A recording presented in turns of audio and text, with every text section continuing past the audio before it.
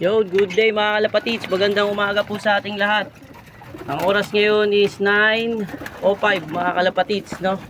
Check lang natin yung ating mga warriors na pinedring natin kahapon, no? Tsaka diniworm. Yun, no? Tapos yung iba ginagamot natin yung mga merong one eye cold, no? Ganun talaga mga kalapatids. Okay lang yan para ano na sila, ma-immune sila sa ano. Sama-sama na sila dyan. Gutom na mga kalapatids ang ating mga tropa. Ayan, no? Ayan sila mga kalapatids. Yung iba gutom na. Lahat sila pala gutom na. Tara, lagay na natin yung kanilang patuka. Okay. Yung patuka nila ngayon mga kalapatids. Ayan, o. Nag-mix tayo dyan sa patuka nila. Tapos electrolytes sila ngayon sa tubig mga kalapatids. Electrolytes para manumbalik yung lakas nila sa deworming tsaka sa ano, feathering, no? Alright, tara, let's go. Lagay na natin. So yun nga mga kalapatids. Ilagay na natin yung patuka nila, no? Ayan, oh. Kalapatids, kakain na sila, pati yung mga YB, oh. Mutuka na yung mga YB na yan, eh. Ayan, pinediring natin lahat, mga kalapatids. Pero yung mga ibang YB na bata pa, hindi na natin pinediring. Buntot lang yung tinanggal natin. Para hindi masira yung ano nila, buntot, para magpalit ng bagong buntot. Kaya mga kalapatids, 53 birds ang ating, ano, pinapakain. Yung mga may one eye cold, ginagamot natin mga kalapatids. Yung mga tinamaan ng one eye cold. Mga apat sila, ayun. Kasama yun, oh. Gamutin natin ng Micosin. Baka naman, boss, ano to? Si Bilibili na. Alright. Si Indiano ng Pilipinas, Pansil. Tropa ni Boss Reggie. Micosin lang, saka lang. Gamitin natin yan mga kalapatids. Electrolyte sila sa tubig ngayon mga kalapatids. Yan. Alright.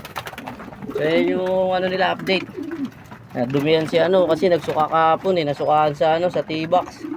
So yun nga mga kalapatids. Tatanggalin na natin to, no.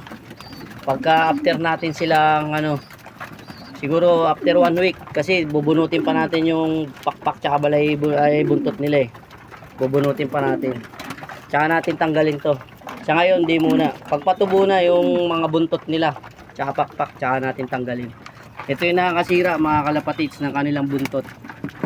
Hindi pala to ano, advisable. Kasi pag bumabara ako sila, nakakaskas yung buntot dito. May tunog pa yun. Ayan, may one eye cold. Gagamutin natin yan.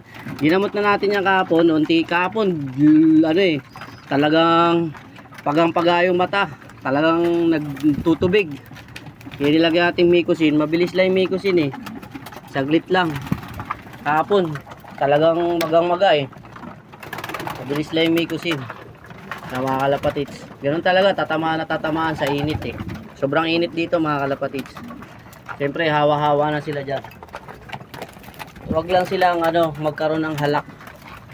Yun. So yun mga kalapatids, yan ang ating update. So hanggang dito na lang muna mga kalapatids, ha. Electrolyte sila sa tubig ngayon. Alright. So yun mga kalapatids, lagay na natin yung electrolyte sila na tubig. Ito 5 liters. Yan, ubos nila yan bago magtanghalian. Tsaka tayo magpapalit ng plain water, no? Ubos nila yung electrolytes na yan. Alright mga kalapatids, yan sila. Pangit pa yung mga balahibo nila. Papalit pa yan pag kuminis na yan mga kalapatids. Saka natin ano, kondisyon pa natin, eh. Alright mga kalapatids, hanggang dito na lang muna sa muli. Maraming salamat sa ating mga tropang laging nanonood. Alright, at laging nagko-comment. Shoutout sa inyo lahat, mga tropang kalapatids, saan man panig ng mundo. Alright, God bless and peace out mga kalapatids. Yo!